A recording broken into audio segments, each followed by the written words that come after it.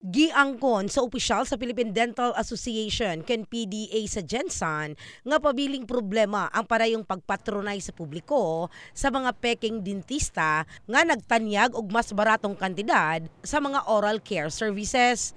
Ang danger number one, kung orthodontist imong kantuan na dili lisensyado, nang pinaka-worst jud matanggal imong ngipon. Gaya ng gaya ng gisulti ni Dr. Elvin Gaina, ang mga cases dili pare-pareho. Ang cases ni Juan dili pareho kay Pedro. So ang case nga ibutang namo nga mga allotted nga mga numbers sa mga brackets para kay Juan, dili pwede ibutang kay Pedro. So ang nabalaan man sa mga sa mga non-practitioner is kana lang nasa Shopee.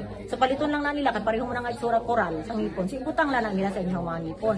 Wala sila kabalo sa proper nga measurement, sa proper nga armamentarium. So ang matabo, worst come worst, pinakasobra gid matanggal yung ngipon sa amo pa maabals yung ngipon. Ang bulan sa Pebrero, dili lang pag-obserba sa Love Month, apan na marka usab kini sa health authorities, isip Dental Health Month, apila ni Flores sa publiko, gawa sa dili mo patronize niini, gilayong isumbong sa mga otoridad kung dunay masayran nga naghimo og oral care services nga dili lisensyado, lakip na kadtong nagatanyag og baratong serbisyo online.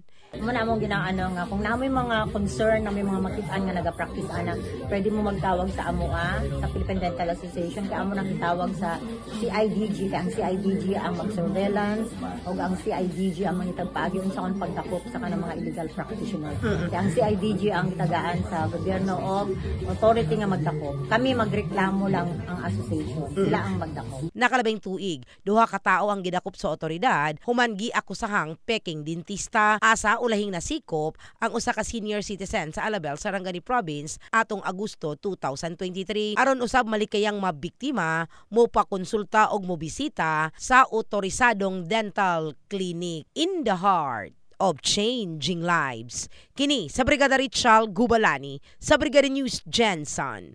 Brigada News!